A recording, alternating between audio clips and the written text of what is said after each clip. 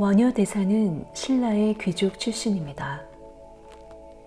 신라는 제일 높은 계급이 왕족이고 그 다음이 육부 촌장들의 후예인 귀족, 그 다음이 평민, 마지막에 천민 계급으로 구성되었습니다. 신라 시대에는 왕뿐 아니라 국가의 중요한 직책 대부분을 왕족이 차지했기에 귀족인 육두품은 일정한 지위 이상은 오를 수가 없었습니다. 어느 사회든 위대한 지도자와 사상가는 대부분 그 사회의 두 번째 계급에서 나오는 경우가 많습니다. 최상위 계급은 기득권에 젖어 안주하기 때문에 사회의 모순을 제대로 보지 못하는 경우가 많습니다. 반면 너무 하층 계급은 하루하루 먹고 살기에 급급하기 때문에 세상의 진실을 찾아가는데 어려움이 있죠. 그냥 순종하거나 저항할 뿐 새로운 것을 창조해낼 힘은 부족합니다. 원효 대사는 왕족이 아니라 육두품 출신이었기 때문에 사회의 모순을 발견하는 창조적이고 직관적인 눈을 기를 수 있었던 것인지도 모르겠습니다. 귀족 출신인 원효 대사는 가정은 유복했지만 일찍 어머니 아버지를 여의고 조부모님 손에 자랐다고 합니다. 당시 대부분의 귀족들처럼 그도 청소년 시절에는 화랑도에 참여했는데 신분이 좋은 데다 인물도 좋고 머리도 좋아 출세 가도를 달렸다고 합니다. 당시 신라는 백제 및 고구려와 끊임없이 전쟁을 하던 중이었습니다. 신라의 젊은 화랑들은 기꺼이 자발적으로 참전해 적군과 싸웠고 원효 대사는 전쟁에서 연전연승하며 명성이 드높아졌죠. 그런데 어느 날 절친한 벗이 전사하고 말았어요. 그는 애통해하며 친구의 무덤가에서 칼을 빼어들고 맹세했습니다. 내 반드시 너의 원수를 갚아주리라. 바로 그 순간 원효는 얼마 전 전쟁에서 승리하여 적장에 목을 베어들고 기뻐하던 자신의 모습이 떠올랐습니다. 내가 친구의 죽음을 슬퍼하며 원한을 품는 지금 적들은 승리의 환호 속에서 기뻐하고 있을 것이고 내가 얼마 전 전쟁에서 승리하여 기뻐하고 있을 때 적들은 동료의 죽음을 슬퍼하며 원한을 품었겠구나. 그렇구나. 패자가 있으니 승자가 있구나. 원효는 큰 충격을 받고 한순간 크게 깨달았습니다.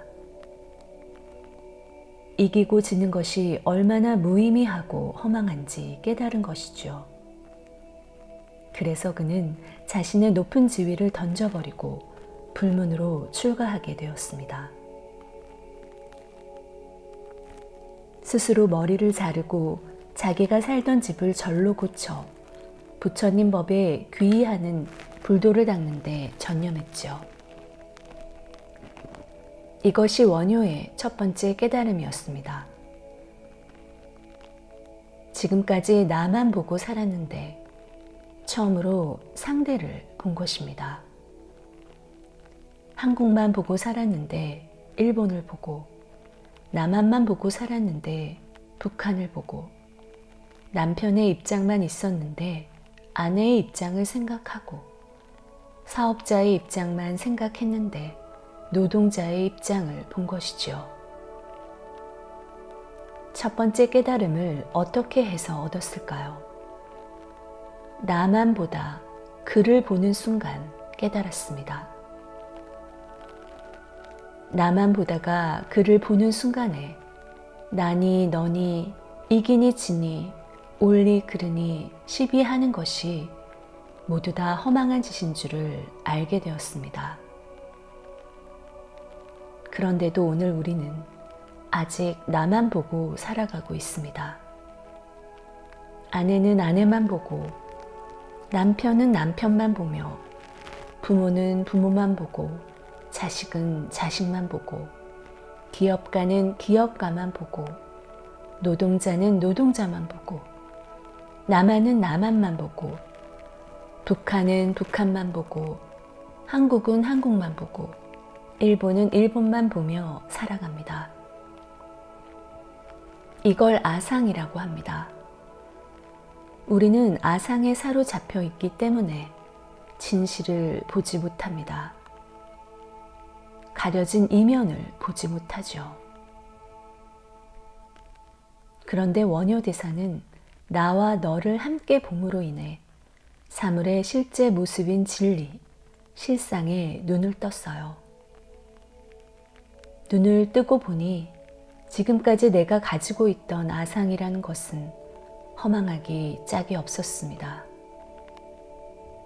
올리 그르니 이기니 지니 하는 것이 모두 한여름밤의 꿈일 뿐이었어요.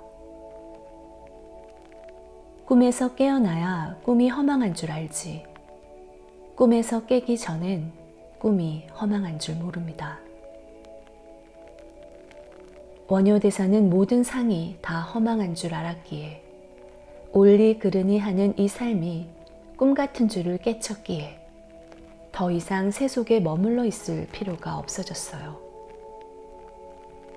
이걸 깨닫지 못한 채 출가를 하면 출가한 뒤에도 계속 세속의 허망한 시시비비에서 벗어나지 못하죠. 그러나 원효대사는 세속이란 것이, 세상의 부귀영화라는 것이 마치 한여름밤의 꿈과 같은 줄 스스로 깨쳤던 것입니다. 이렇게 스스로 깨닫고 난 후 수행에 몰두하는 힘은 마음속에 온갖 세속의 미련을 떨쳐버리지 못하고 엉거주춤하니 수행하는 것과는 엄청난 차이가 납니다. 원효대산 출가한 후 열심히 정진하였습니다. 그는 정진에 정진을 거듭했습니다. 그러다 보니 당시 신라에 있던 모든 불교 경전과 주석서를 다 보았습니다. 그러나 그 당시 신라에서 접근할 수 있었던 경전은 불경의 아주 일부에 불과했습니다. 아직도 인도의 경전이 중국어로 다 번역되지 않았고, 그나마 중국에서 번역된 불경들도 신라에는 일부밖에 수입되지 않은 상태였으니까요. 당시의 중국, 당나라에 가면 부처님의 가르침을 담은 수많은 경전을 새로이 접할 수 있었습니다. 그러니 구도자로서 어찌 당나라에 갈 마음을 내지 않겠어요. 당시엔 신라, 고구려, 백제의 삼국 갈등 때문에 신라에서 당나라로 가는 길이 녹록지 않았습니다. 그런데도 원효는 절친한 도반인 의상과 함께 목숨을 걸고 도를 구하러 중국에 가자 뜻을 모았습니다. 그런데 신라에서 고구려로 국경을 넘어가다 그만 고구려 국경 수비대에 잡혀버렸습니다. 전쟁 중 신라 사람이 넘어왔으니 승려로 위장한 간첩이라 오해를 받은 것이죠. 그래서 두 스님은 처형당할 위기에 처했습니다. 그런데 마침 그 근윈들 중 어느 정도 지유가 있는 사람이 불자였는지 요모조모 아무리 살펴봐도 두 사람이 간첩으로 보이진 않고 진짜 스님 같은 겁니다. 그러나 자기 지위에선 어떻게 살려줄 힘이 없으니 밤에 몰래 감옥문을 열어두어 도망가게 도와주었습니다. 이렇게 해서 두 스님은 다시 신라로 돌아오게 되었습니다. 한번 죽을 뻔했으면 포기할 법도 한데 원효는 구도의 열정이 너무 강해 포기할 수가 없었어요. 육로로 안 되면 해로로 가면 되지 않겠는가 해서 이번에는 해로로 가기로 마음먹었습니다. 배가 뜰 때까지 부둣가에서 며칠을 기다리는데 밤에 갑자기 비가 쏟아졌습니다.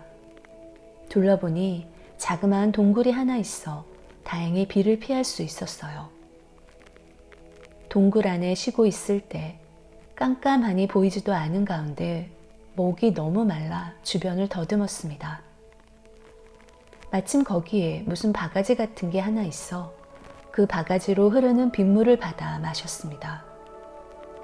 목이 마르던 차에 물을 아주 달디 달게 잘 마셨죠. 그리고 잠들었다 아침에 일어나 그 바가지를 봤더니 바가지가 아니라 해골이었습니다. 그걸 본 순간 구역질을 하고 토해버렸습니다. 그런데 그 토하는 순간 크게 깨쳤던 거예요. 어제 저녁엔 그렇게 달콤하더니 오늘은 왜 이렇게 역겨운가? 바가지가 다른 바가지인가? 아니다, 같은 바가지다. 물이 다른 물인가? 아니다, 같은 물이다.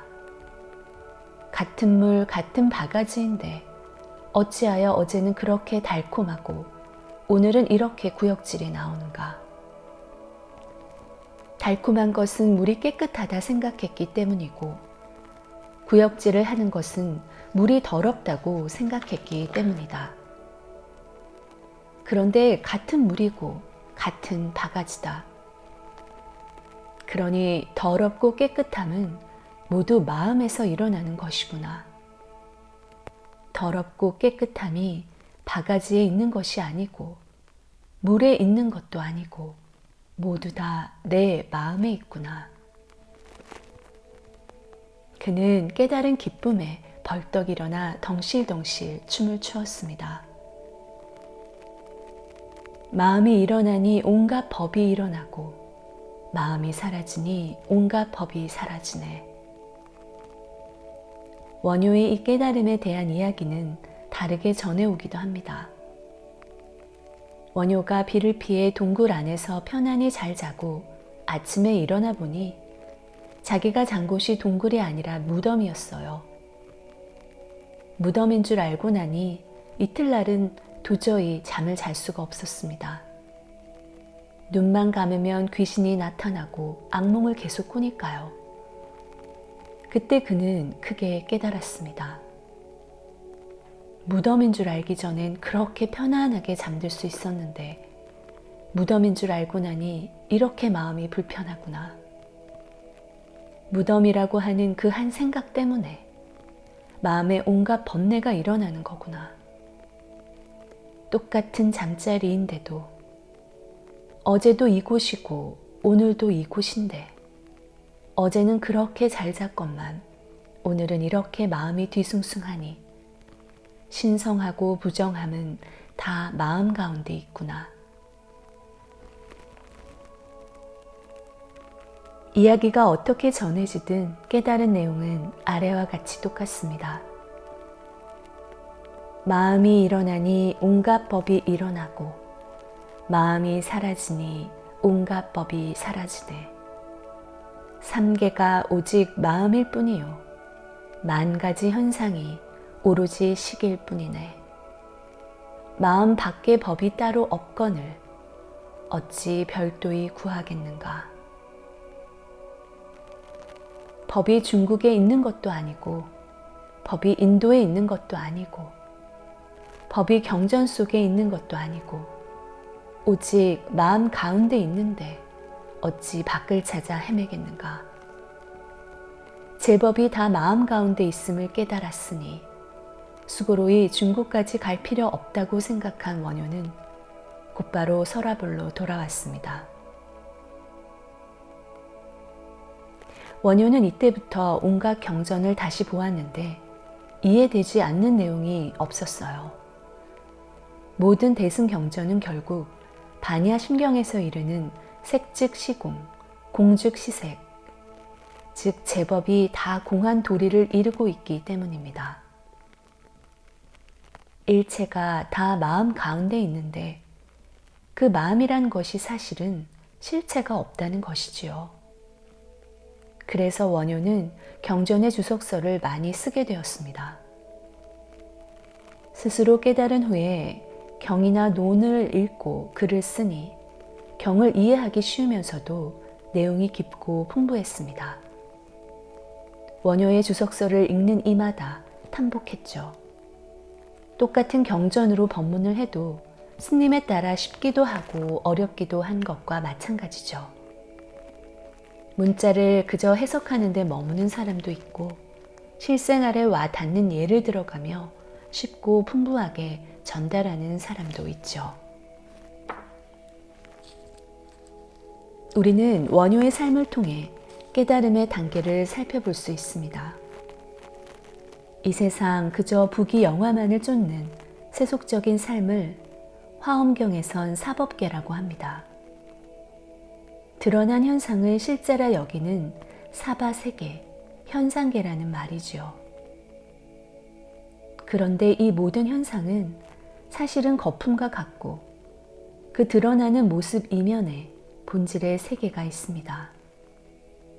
이 본질의 세계를 이법계라 합니다. 원효는 자신만 생각하지 않고 상대를 보는 순간 바로 존재의 본질을 깨우쳤습니다. 그동안은 사법계에 살다 이법계, 즉 진리의 세계로 옮겨갔어요. 그는 진리의 세계에 흠뻑 빠진 나머지 죽음도 불사하며 진리를 탐구했습니다. 그러다 무덤에서 해골 바가지의 물을 마시고 이사가 둘이 아님을 깨달았습니다.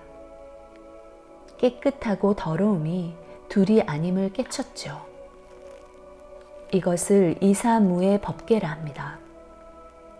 그러나 그는 다시 그 경계를 뛰어넘어섰습니다. 현상 속에 걸림이 없는 현상이 그대로 실상임을 깨친 것이지요. 이것이 사사무의 법계입니다. 첫 번째 세계를 다른 말로 하면 더러움에 물드는 존재들입니다. 이런 사람은 게으른 사람과 같이 있으면 더불어 게으러지고, 욕하는 사람과 같이 있으면 욕을 따라 배우고, 도둑질하는 사람과 같이 있으면 도둑질하고, 싸우는 사람과 같이 있으면 싸우게 됩니다. 두 번째 세계는 꽈막이 노는 곳에 백로야 가지 마라라는 말과 통합니다. 물들지 않으려고 이 더러운 세계를 멀리 떠나버리는 단계입니다. 그래서 담을 쌓고 깨끗한 세계에서만 논일지요. 세 번째 세계는 더러움 가운데 있으면서도 더러움에 물들지 않는 겁니다. 진흙 속에서 피어나지만 진흙에 물들지 않는 연꽃의 세계입니다. 이런 사람은 담배 피우는 사람과 어울려 같이 있어도 담배를 피우지 않고, 술 마시는 사람과 어울려 같이 있어도 술을 마시지 않고, 거짓말하는 사람 속에 있어도 거짓말하지 않고, 게으른 사람 속에 있어도 부지런합니다. 도무지 거기에 물들지 않습니다. 네 번째 세계는 걸레가 되어 더러움을 닦아버립니다. 더러움에 물들지 않는 것이 아니라 나를 더럽혀서 상대를 깨끗이 해버리죠. 진흙 속에서 피어나는 한 송이 연꽃이 아니라 그 한 송이 연꽃을 피우는 진흙이 되어버립니다.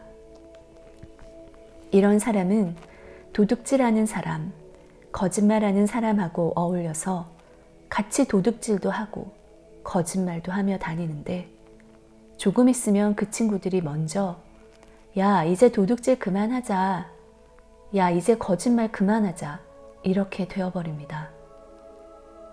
실제로 원효는 도둑대에 잡혀 강제로 그들을 따라다닌 적이 있었는데, 한참 있다 보니 수백 명이나 되는 도둑들이 다 출가를 해서 스님이 되어버렸습니다. 이것이 바로 사사무의 법계입니다. 다른 비유를 들어보면 사법계는 바다에 배를 타고 놀러 나갔다가 풍랑을 만나 배가 뒤집혀 물에 빠져 살려달라 아우성치는 사람들입니다. 놀러 나갔다가 놀기는커녕 죽게 되었다는 것이죠.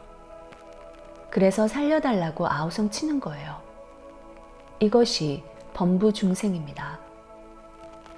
행복하려고 결혼했다가 남편 혹은 아내 때문에 죽겠다고 아우성을 치고, 행복하려 애를 낳았다가 자식 때문에 죽겠다고 울고, 돈 벌려고 사업 벌였다가 사업이 망해 죽겠다고 고함을 치며 남에게 도와달라는 겁니다.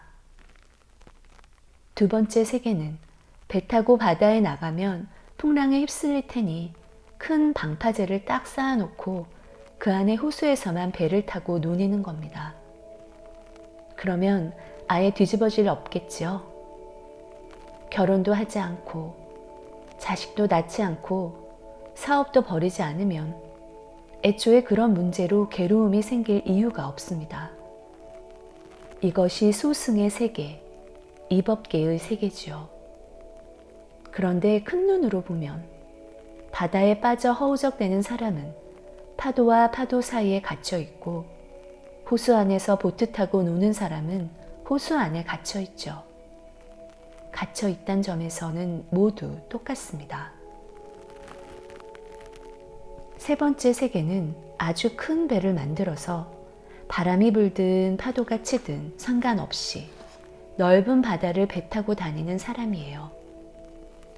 아무리 거센 풍랑이 몰려와도 배가 난파하지 않고 오히려 그 파도와 바람을 이용해서 돛을 달고 자유로이 논입니다. 이것이 대승보살의 세계, 이사무의 법계의 세계입니다.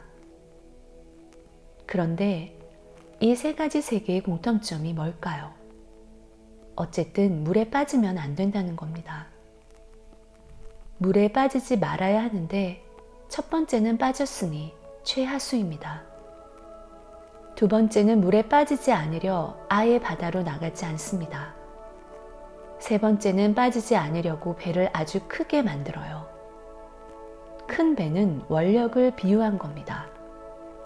큰 배를 타고 풍랑 속에서 자유자재하는 거예요.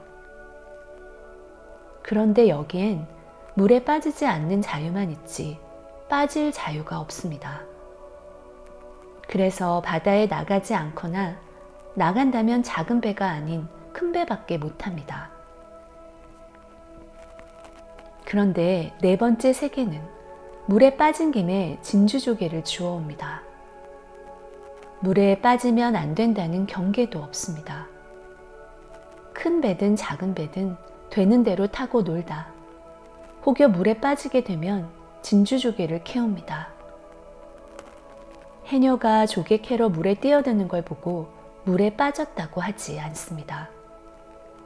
그렇다고 물에 빠지지 않은 것도 아닙니다. 겉으로 보면 물에 빠졌지만 사실은 물에 빠진 것이 아닙니다. 물 속에 있지만 허우적대지 않잖아요. 이것이 사사무의 법계, 세상 속에서 걸림 없는 자유를 누리는 그 세계입니다. 원효는 처음에 나만 보다 너를 보며 세상의 무상함을 크게 깨쳤고, 해골바가지의 물을 마시면서 똑같은 물인데 한 번은 달게 마시고 한 번은 토해버린 경험을 통해 깨끗함도 더러움도 없는 일체가 유심조임을 깨쳤습니다. 그런데 원효는 일체가 유심조라는 것, 깨끗하고 더러움이 없다는 것을 이전에 이미 경전을 보고 머리론 다 알고 있었지만 실제에 닥쳐서는 해골바가지가 물이 더럽다고 여겨 토해버렸으니 이거는 몰랐던 겁니다. 그러나 모르고 있던 자신을 보게 되었죠. 토하는 순간 깨친 거예요. 본래 깨쳤으면 토할 이유가 없습니다. 물을 토했다는 건 이미 경계에 끌렸다는 뜻이에요. 바로 그렇게 토하는 순간에 깨친 겁니다. 그리고 마지막으로 중생이 바깥에 있어서 대승보살은 그 중생을 구제해야 한다고 생각했는데 본래 한 중생도 없음을 깨쳤습니다. 금강경에선 일체 중생을 구원하겠다, 원을 세워야 한다. 그래서 일체 중생을 다 구제에 마쳤다 하더라도 사실은 한 중생도 구제받은 바가 없다. 왜냐하면 본래 중생이 없기 때문이다 라고 했습니다. 원효는 바로 이 부분을 깨쳤습니다. 이렇게 우리가 늘 보고 듣고 부딪히고 시비를 일으키는 삶 가운데에 도가 있습니다. 시비하는 마음을 낼 때 자기가 그 마음을 내는 줄 알아야 하는데 우리는 그것을 모릅니다. 화를 낼 때 자기가 경계에 팔렸음을 깨쳐야 하는데 그것을 알아차리지 못합니다. 그래서 깨닫지 못하는 겁니다. 가만히 산속에 혼자 생활하면 이렇게 깨달을 수 있는 기회가 오히려 더 적습니다. 그런데 세상 속에 살면 깨달을 기회가 엄청나게 많죠. 특히 부부 사이가 그렇습니다. 내가 공부되었는지 안 되었는지는 아내나 남편이 귀신같이 알고 점검을 잘해줍니다. 그러니 삶 속에서 공부해야 합니다. 여러분들은 지금 1단계에 살고 있으면서 2단계를 그리워합니다. 그래서 1단계에서 2단계로 머리 깎고 출가했다가 다시 머리 길러 3단계로 갔다가 4단계로 가려고 합니다. 그러나 1단계가 그대로 4단계임을 알아버리면 애초에 가고 올 것이 없습니다. 물에 빠져 살려달라 허우적대지 말고 물에 빠진 김에 진주조개 주워보세요. 어차피 결혼한 김에, 어차피 자식 낳은 김에, 어차피 부도 난 김에, 어차피 암에 걸린 김에, 어차피 늙은 김에 괴로워하지 말고 깨칠 수 있는 기회를 찾아보는 게 좋습니다. 늙었을 때만 깨칠 수 있는, 병이 났을 때만 깨칠 수 있는, 이혼했을 때만 깨칠 수 있는, 배신 당했을 때만 깨칠 수 있는 일이 있습니다. 원효는 해골바가지 물을 마셨다 토했을 때 깨달을 수 있었습니다. 그런데 여러분들은 원효가 해골바가지 물을 마시고 토하는 것과 같은 경험을 하루에도 수십 번씩 하면서 왜 못 깨치느냐 물으면 아직 해골바가지 물을 못 마셨어요. 요새 무덤 없잖아요. 무덤이 있으면 저도 들어갈래요. 이럽니다. 깨달음이라는 것은 멀리 있는 것이 아닙니다. 마음이 일어나는 곳마다 거기에 있어요. 그것을 알아차리느냐, 알아차리지 못하느냐에 따라서 세세생생 육도를 윤회하며 헤맬 수도 있고 단박에 깨달아 해탈할 수도 있습니다.